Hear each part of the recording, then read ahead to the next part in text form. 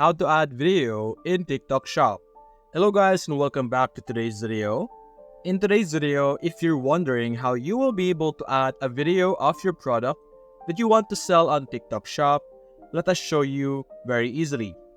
So let's view or open our add new product section over here under products, which will redirect us to another page where we could initialize and start the creation of our product. Now, over here at the basic information, people might assume that you can't add any videos because as you can see, it's all mainly photos. But to be able to add a video, simply scroll down even further below under the description and you will be able to see here, you will be able to upload a video. And the video aspect ratio should be between 9:16 to 16:9 with a maximum file size of 100 megabytes.